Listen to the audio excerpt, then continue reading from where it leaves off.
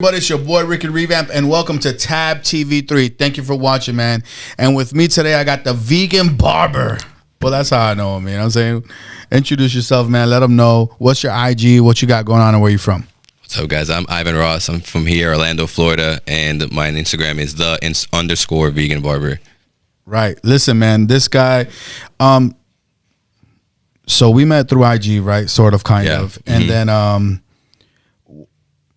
I don't know if I want to get into that just yet, but we'll kind of circle back because I really want to touch base on some exciting news that you have going on for you in your career and kind of what sparked that kind of situation somewhat up, which is pretty cool.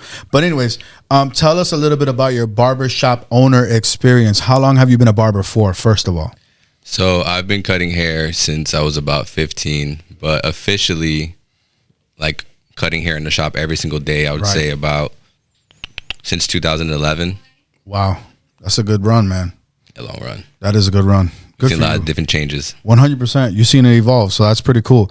Thank you for your art, by the way. I don't know if anybody has told you that, but thank you for your art because the way you make your videos and post your videos, man, they are awesome. Like the quality is great, the content is great. How you do the style and finish, your texture, like. Your haircuts are very much, I think, the thing right now at this moment, and you're doing a really good job at it. I don't know if anybody's told you that, but thank you, bro. I appreciate that. Let you know because it shows. Like you're definitely honing in on your craft, man, and you can see it. It looks great. So, all right. So you've been a barber since 2011 officially. You currently own your own shop. I do. Max Barber Parlor. Talk to us a little bit about that. Where is it at? How has that experience been? What year did you open up your business? So Max Barber Parlor has been a thing since 2020. We're in College Park. Wow. Which is right outside downtown Orlando, about 8 minutes. Dope. Great location, by the way. We've been there for now 3 years plus. Okay.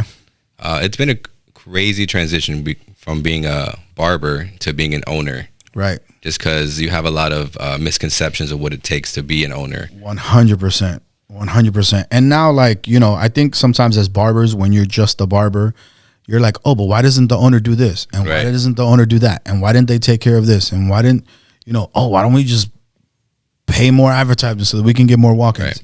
How has that been kind of like looking at it through the lens of a barber to now looking at it through the lens of a barbershop owner and a business owner and an entrepreneur, because that's what you are now. So how has that been for you?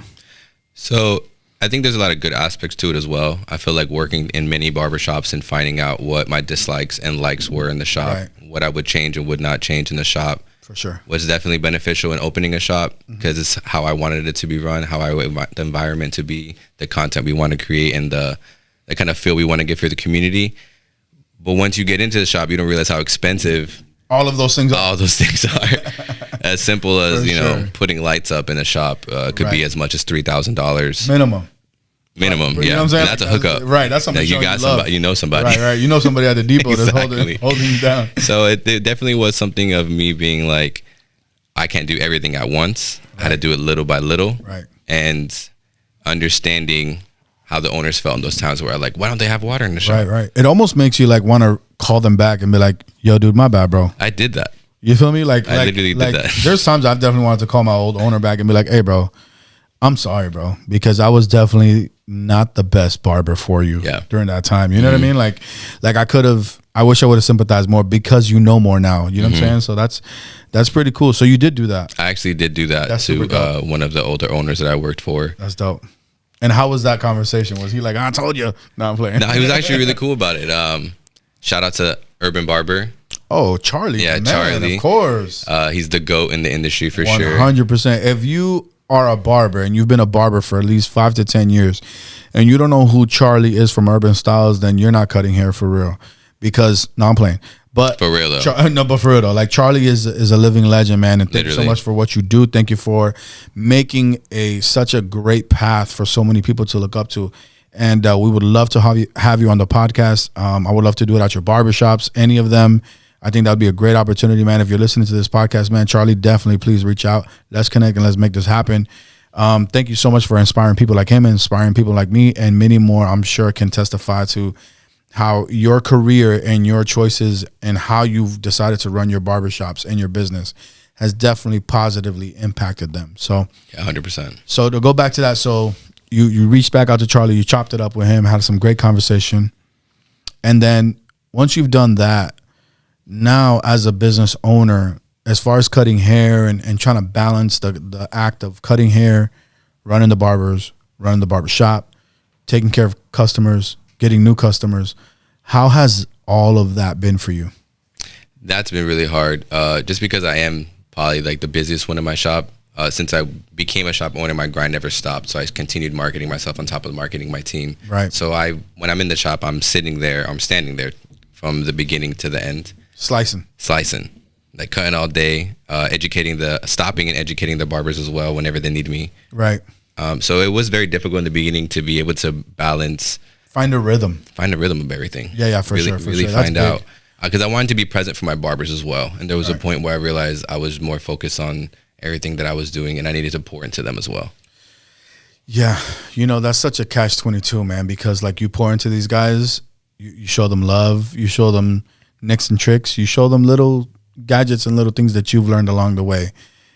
And then they leave you. You know what I mean? Like, then they just slide. And you're like, okay, well. I do see, like, I see that, right? But for me and how I am and what I'm trying to do in this career, I want that. Like, some people aren't meant to be with me forever. I want to give what I know to the next generation 100%. So they can go ahead and do what they want to do 100%. As well. And your social media shows that. Like, the way you portray your, you know what I'm saying? Like, the things you do on social, like, it shows that you're giving out a lot of valuable content. And, I'm sure that if you're doing that online, I'm sure you're doing that in the barbershop, and the barbers are able to see that and learn that and engage with you 100%. And learn from you. So that's super cool that you're creating that culture, that atmosphere in your barbershop, in your business, that, you're a forever student, which is dope that you're not only you're experiencing that, but you're also sharing that with others that, hey, while you're here, you can still be learning. You can still be doing more. So that's super cool. And I share the whole, barber leaving thing. I don't think it's a bad thing. I think, you know what I'm saying? Like, you have to evolve. It does hurt sometimes, though. But it does sting a little. Sometimes you're like, man, if you were, you know what I'm saying? Where my roses at? You know what I mean? Like, if you would have just told me a year ago, then I would have never wasted my time with you. You know what I mean? Yeah, like, it definitely happens. Because it feels like you're wasting time. Like, you're almost like someone's using you for 100%. But I used to struggle with that big time. But then I learned that I am okay because I am that person for a lot of people. Mm-hmm. I've definitely learned to embrace it. That is my position in this industry, that I have no problem with being the trampoline for the next person. It's a great position to be in once you actually look outside and 100%. See that. 100%. So sharing that, you've gone through the transition of being a barber to being a shop owner. Mm-hmm. You've gone and developed that situation. You've had to learn the balancing act. For the next guy that's trying to open up a barbershop or is in that process or has that thought process of doing so, what piece of advice would you be able to give them that they should really, what would be a good piece of advice? At least one or two that you feel like, I wish somebody would have told me. I would say to make a strong business plan off of it before you even step farther into that thought process. Because you need to understand what happens in the back end, how much necessarily needs to happen or how much you need to have to be able to invest in the shop, which is usually minimum 25, 30K. Right. And then you need to understand how many people am I going to have in the shop? Do people want to follow me? And that's the other part of it. I feel like you should be at a point in your career where you're very confident. You've poured back into the industry. You've been part of the community, the barber community and your neighborhood. 100%. And people will want to follow you because of the movement that you have. And so, you touched on the like a basic price point as far as opening up your barbershop and stuff like that and having a business plan. I share this with a lot of people, a lot of barbers that I've talked to in the past, and kind of, try to just give my 2 cents as far as it goes, is that a dream is great, but a plan is better. You know what I mean? So it's good to have a dream and have that vision of what you want to do, but to execute a plan is what's going to help you really create it from a dream into a reality. Yes. It gives you a checklist. 100%. And I think that's such a big key that we tend to, I think excited in the moment, the woohoo about it, you know what I mean? Kind of takes control over you. And then you're not really planning and thinking like, okay, well, maybe I don't need to spend $7,000 in lights because I can't afford to do that. Mm-hmm. You know what I mean? And so having that real conversation with yourself so that you're able to better manage your situation. How long have you been an owner, you said? I've been an owner for 3 years. 3 years. Plus, yeah. What has been your biggest challenge other than the business plan with barbers? What has been your biggest challenge with barbers? So my biggest challenge with barbers is I'm very grateful and honored to be very successful in this industry. I'm fully booked out weeks and weeks in advance. I've had a lot of opportunity. I'm very grateful for that. Honestly, I love my clients. They treat me amazing, and I love that. So a lot of people come to me asking me for advice. You know, like, how do you do that? How did you do that? And I will lay out exactly. This isn't just my barbers. This is pretty much any barber too. Like, this is the same problem I have with everyone too. I'll tell them exactly how I did it, game plan, how I think they should execute, especially tailored to them, and they don't do it. Oh, man. You know, and the thing is, I just think you can only motivate so much. Right. I think barbers just have the tendency of liking the idea of something, not necessarily the work that comes behind that idea. A lot of work. People see where I'm at, and they're like, oh, he just did that. But they don't know I was dragged through the mud. Hours and hours that you spend on learning how to make content, how to put your camera together. What type of camera do you want to use? Which one works best for you? What lens? Right. We just had a whole issue on the memory stick card thingamajig. You know what I'm saying? Like, Jesus Christ, it's always something. So, I do think that barbers do have that struggle of, you know, liking the idea, but not liking the commitment that the idea requires. You know, that's a big challenge that I think a lot of barbers are facing. During those times, what did you do to motivate yourself to say, hey, this is what I'm going to do to keep me accountable, to keep me inspired and motivated? Because, you know, there's times where you do question, like, am I doing the right thing? Should I be doing this? Should I be posting this content? Like, I feel like, you know, a whole lot of feelings bubble up. What type of conversations do you have with you to kind of get you back on track, or realign your thought process, or just understand that maybe you're doing it for something greater? What does that look like for you? Well, I definitely say I pull most of my motivation from my kids. It's dope. And my wife. Come on, shout out to the family. Yeah, 100%. That 100%. I wouldn't be here without them. Family over everything. It's everything for me. I always say that family and friends and community is huge. Right. Man, I almost forgot the question talking about my kids. Well, I know, right? I got someone. We love you guys. As far as, like, what do you do to keep yourself motivated? Oh, yes. So I had my daughter very young. I was 22 when I had my oldest daughter. She's 10 now. Okay. So there was definitely that sense that I could not fail.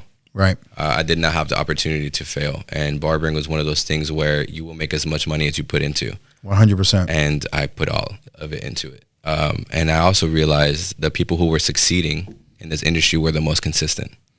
Not necessarily the most talented, but the most consistent. Consistency is everything, bro. And I can definitely say I have been the most consistent person. That's dope. That I've met. Like, I don't It's stop. hard, though. I'm not going to lie. It is hard. It is hard. But consistency is everything. It is.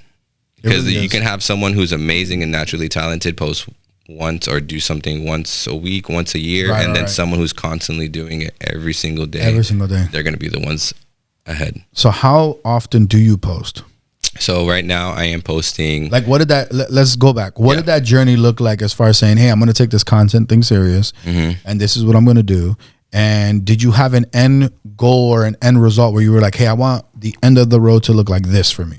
So I started taking my content seriously about, I want to say 6 or 7 years ago, 6 years ago, when putting in work. When I realized what the One Shot Hair Awards was. Shout out One Shot Hair Awards and Behind the Chair. Come on. They have a global platform where artists and barbers are able to post their work and be recognized around the world and the globe. So I learned that. Sorry to interrupt you, but I learned about that from John Carmona. Yeah. Like he's amazing. You know what I'm saying? Titan Barber. Shout out Titan Barber. I love Titan Barber, bro. Yeah, bro. I used to work with him many years ago, man. I got nothing but love for you, bro. I hope you're doing well. And where you're at? And anyways, I know you have a barbershop. He's in Denver. Denver. Yes, he's in Denver. Right. I know you're talking about a shop. Yes, he's in Denver. Right. See, I know something. You know, it just takes time. My processor is running a little bit delayed today, but you know, I see. I saw him evolve too. Like literally, bro, I saw him go from Huge motivation. Like, dude is just talented, amazing. Unreal. The way the things that he does with hair and color placement, and even cutting, his cutting technique is impeccable. Oh, the way he was able to fuse his techniques from being a cosmetologist to being a barber. And fusing the two is sick. It was amazing. It's sick, and he's like really like whole, like all the way around gifted. You know what I'm saying? Yeah, like, and he's a nice guy. He's a sweetheart. You don't meet a lot of barbers who are nice. He's a giant sweetheart. Yeah, he is. You know, he's tall. He's tall. He's a tall dude. He's so super nice. Okay, so you started reaching out to these platforms because you wanted, you started taking your content serious because you wanted to get maybe not the recognition, but kind of, I guess it was kind of like the recognition would have been nice, but I was entering competitions where people who I looked up to were entering. Right. So I kind of made it like a friendly comp. They're posting, I'm gonna post. Right. It took a few years for me to get noticed, but every year I got better and better and better. So it's almost like giving myself a competition every year to do. 100%. And it's kind of like on your own terms because you're doing that competition in your space. You know what I mean? Like it's about how you take the picture, the angle of the picture, the placement, the lighting, like and the feeling. There's a lot more to it than just the cut. Right. You're able to control, like put your imprint in all of those things, in all of those aspects. That's super cool that you've done that. What do you think are some of the downfalls of being like going so hard on social media? There's definitely times where you're burnt out. Right. It's hard to post 3 or 4 times a week. 100%. Especially when you are working behind the chair. 100%. Primarily. Right. So there's times where you don't want to post. You don't want to make a caption. You don't want to edit a video. You don't want to take an hour. But I feel you. If you want to get to where you want to get to, you have to remotivate yourself. Right. Over and over and over again. What your goals are. I love that. That you're keeping that close to your heart and on your sleeve so that you can constantly remind yourself, this is why I'm doing it. I'm doing it because of this, because of my family, because I want to see a better situation. So did you ever get like the award from them or? So with the One Shot Hair Awards, I have been recognized, I believe the last 4 or 5 years with them. I made top 100 3 years in a row. I think I've seen that on IG a couple times. And I made top 25 2 years in a row. Nice. And then last year I made top 5 in the world. Ooh. Which was crazy. That's sick. Yeah, that was amazing. Okay. That was a crazy feeling. So congratulations, bro, by the way, because I know that's a lot of work. That's a lot of grind. Now that you've done that, what other avenues or what other opportunities have been opened up since you committed to that and you got the opportunity to go from 125 to the top 5 in the world, by the way, which is crazy. How did that work out for you? Every single time it just opened up more and more doors. Okay. The first time I got top 100, Behind the Chair sent me boxes from American Crew. Shout out to American Crew. And a few other companies just giving me things and thanking me. And a couple other people actually I saw got contracts. Nice. So that motivated me even more. Okay, because you saw more potential opportunity than just, hey, I'm just doing this for, the plaque. I'm actually doing this because I can get bigger opportunities. That's super dope. And in this process, by the way, guys, he's also like in the process of opening up a barbershop. Yeah. Like while all of this is happening at the same time. Having babies. What a grind. My guy, clocking in, putting in that work. That's the real grind that I'm talking about. I love it. Okay, so you do this. That's the top 100 situation. You realize, wait a minute, there's a big potential opportunity. Yeah. So we hustle up, we grind, and we keep pushing, stay consistent, and now we make it to the top 25. What happens after you hit this top 25? After I hit the top 25, I started being recognized by the people who I was inspired by. Dope. So now, like, I don't want to say you've been hunting them down, right? I don't mean it like that, but I mean it more like, well, they're inspiring you. So you're like, all right, I feel like I could get there. Like, that takes a lot of self-belief, by the way, that you could see someone that you're admiring and saying, man, I know I can get there. And the persistency and the consistency is what gets you to even be in those conversations. So now you're in the room and being talked about amongst these people. How was that experience? That was amazing because I was able to see how they cut, how they shoot, what they do, sick, right? How they talk, how they run their shops. Right. And I was able to soak it all in. That's one thing about me. I'm never going to act like I'm the best person in the room, no matter if everyone in the room thinks I'm the best person in the room. Stay humble, bro. I'm going to soak it in always. You know what I'm saying? A lot of people tend to forget that. Yeah. You know what I mean? Like, we're still all human. We put our pants one leg at a time like anybody else. You know what I'm saying? So that's super dope that you're grounded that way. So my content just became better basically after I soaked it all in. Okay, so now you're like, all right, now I know what things to dial because I know what not only the people that I'm admiring, but some of the competitors maybe, or just other situations. Now I'm able to really dial in and say, okay, well, they use this camera. Well, I'm going to try this camera because I already, you know what I'm saying? How did they, you know what I'm saying? Like, yeah, it was really, you know, I was being inspired by them and seeing what they're doing. And then with the winners of the competitions, instead of being salty and being like, oh man, oh shit, I could have won that, I was more like, wow, that was a beautiful piece. I love how that was shot. I love the lighting. I'm going to try to incorporate these things. And what I do, that's so dope. You turned it into inspiration. 100%. When I stopped being salty, which I was for a long time, I'm not gonna act like I was like this all the time. Okay. I was definitely salty. I was gonna ask that because, you know, it does, like we talked about earlier with barbers, it stings. Yeah. And putting in all that work, not just like in a year, 2 years. No, we're talking about 6 plus years, right? Yeah, 100%. Clocking in, putting in this work, like you're definitely gonna feel some type of way. Yeah, it definitely stung. But before I even started any of this, seeing my people in the industry that we know and that we grew up with, like A-Rod was in Osceola County. You know, you got Basio, who was in Kissimmee.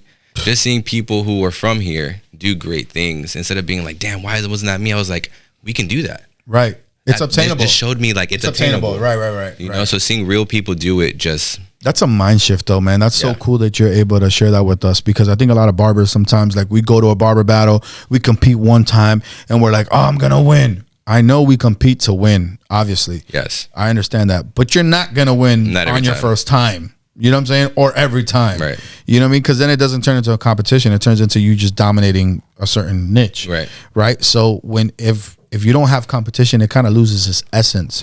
So, you know, use this as motivation, guys. Listen to what he's saying. Like, he saw his competitors do something great and he admired them for doing it great, and took that creativity as inspiration, not necessarily as a negative, like, oh man, that should have been me, or that could have been me. Oh, that cut sucked or whatever. Right. Like downplaying on it. I think that's like one of the worst ways. People love to do that. Dude, it's so weird to me. That's like I don't weird understand behavior. it. I don't get it. Like, it's all art. Why would you hop on somebody's page and just comment negative stuff? Like, I don't even. Like, how's a brand gonna be like, oh yeah, I want this guy? Right. He's so negative. I want him on my team. Yeah, I love this guy so much. He's so negative. nobody's doing that. That's crazy. Okay, so you're in the top 25. Yeah. You kind of learn to dial it in. You're honing in on what you got going on. What happens when you hit top 5? How did that catapult your career, your business, and everything you're doing to the next level for you? When I hit top 5 was a huge pinnacle moment in my career. Just seeing my picture of my haircut put up on stage in front of thousands and thousands of people. That's sick. Thousands of people watching online. That must have been amazing, bro. What a great feeling. It was a crazy feeling. Yeah. It was a crazy feeling. And then after, all the people who I've always admired, you know, when I was kind of a fly on the wall, were just coming up to me and giving me love and showing me grace. Right. It just showed me that there is love in this industry. Right. There is people who will show you a lot of admiration as well, and to just keep pushing forward. That's dope. I wanted to take it a lot more seriously this year, though. Ooh, next level? Yeah, because that was last year, the top 5. So this year was a lot more serious. So is it safe to say that we're shooting for number 1 for sure? I'm trying to win this year. That's it. I'm going to win this year. Okay, what is your... Well, we can't share too much because then, you know what I'm saying? It's like, it's a delicate situation because he's competing this year. But I would like to ask, what do you feel about what you're doing is so different this year to get to that first place? So this year, I actually have created a team. So most of the time it would be like me taking my client with a really cool haircut outside, taking a picture. Right. Or like maybe just putting a backdrop in the barbershop with a cool light and taking a picture. Right. Making it work. Cool editing, we're good to go. Right. But now I'm working with models. I have hairstylists. I work with a team, a photographer. Don't drop too much, bro. Don't give them too much juice, because then they might mess around. I know the comp is listening. You know what I'm saying? Like they got recon people right now listening, like tapping in, like, oh man, my boy going crazy.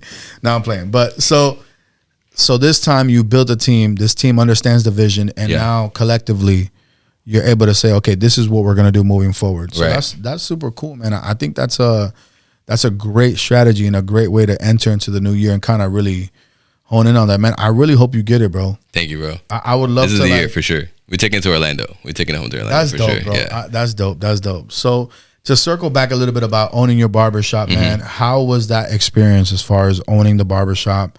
You said you've been in business for 3 years. 3 years. 3 years. We talked about some adversities. We talked about some challenges. As far as owning the barbershop, what inspired you to say, hey, I'm ready to be an owner? Working at the law shop I was before, I opened my shop definitely showed me that I was ready, just because I was handling a lot of the situations that were the day-to-day. Opening, closing, training the new people, giving them keys. So you were basically managing the shop prior to this? Without the title. Okay. That was just the way the shop was run. It was when someone was there, they had to do all the duties, and a few of us are the ones who dealt with all the duties. So after doing that for a few years, I was like, oh, I could do this. I could manage this. Right. Yeah, that makes sense. Yeah. And when more people started telling me, hey, I would work for you.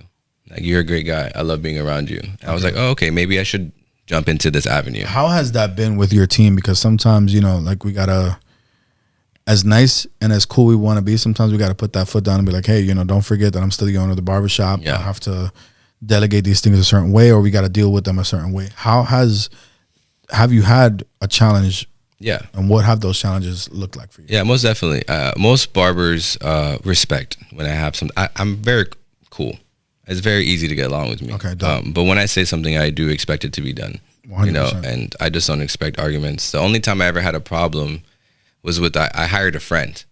Oof. And it's like hiring a family member. I just feel like the respect as an owner wasn't there. The respect as a friend and everything was there, but no respect as an owner. So I think friends sometimes struggle with that, with seeing you outside of the friend context. You know what I mean? Like 100%. So I could see that. There was just some disrespect and talking back, and ended up being to where it was leaking off to other barbers, and they were starting to kind of like take off the same vibe that they were doing. 100%. And it ultimately ended in me having to fire that person. That's rough. Yeah. How was that experience? Was that the first time you fired somebody?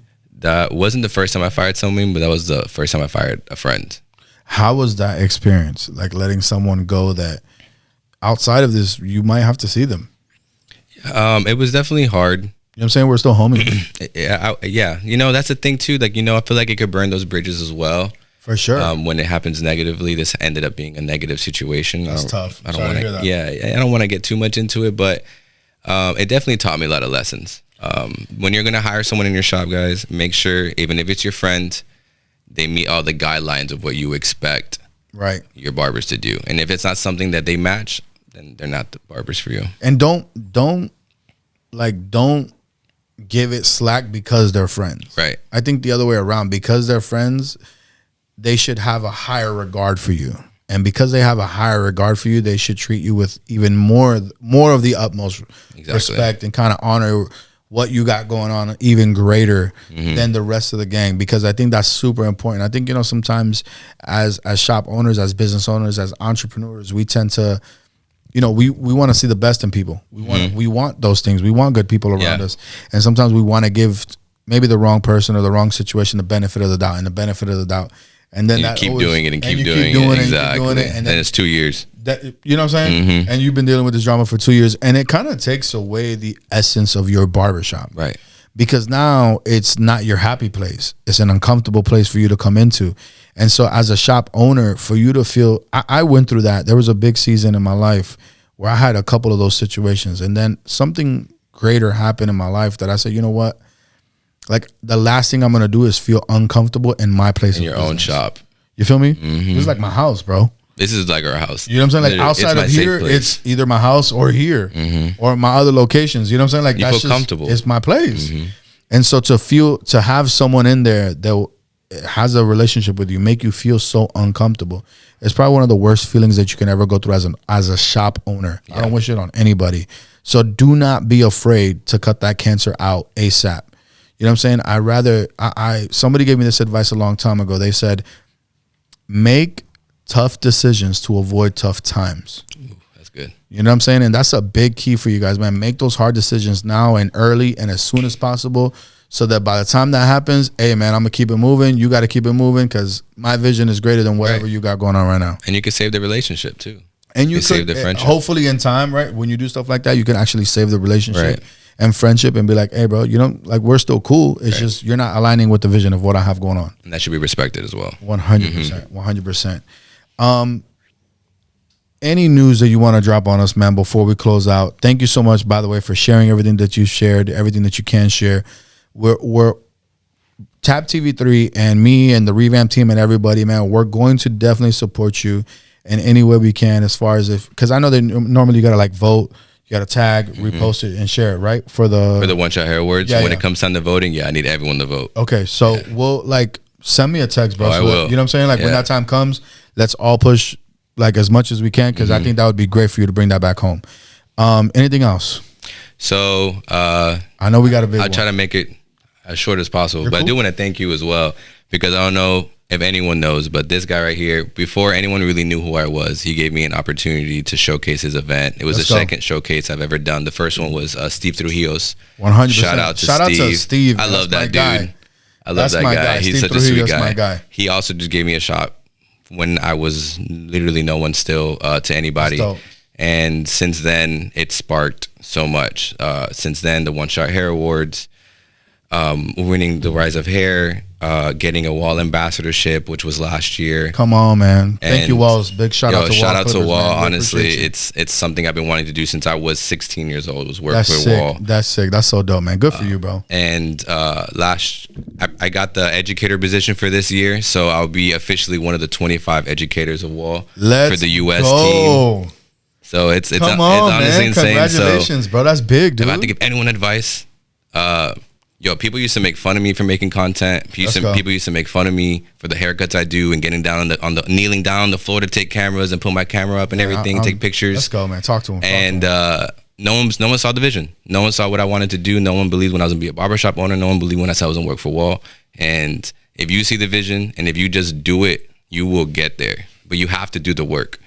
It took me 8 years of bothering and just dominating and trying. I applied 5 times to be a Wahl ambassador. Let's go. And it wasn't until last year where I got it. And now we're an educator. For the U.S. team. Come on, man. That's sick, man. That's great news. That's super big, bro. I'm super happy for you, man. Thank you, bro. And with that, man, we're going to close out. Just because we're running out of time, but man, that is amazing, bro. Congratulations to you and your family, and you know, for your team. I know that's gonna be those are big opportunities for you guys, man. And I wish nothing but the best for you guys. It's gonna be awesome. Again, thank you to the Walls Clippers, man, for giving this guy an amazing opportunity, man, and for me to be a part of that journey, man. It's even like just the icing on the cake for me, man. So you know, thank you so much. Don't forget to follow my guy, _Vegan Barber. On IG, and I'm sure on all the platforms it's probably on the same. TikTok as well, yeah. Okay, so you already know, man. Go give him a follow. You already know, man. It's your boy Ricky Revamp. Thank you for watching Tab TV3. Subscribe and like for more. Let's go.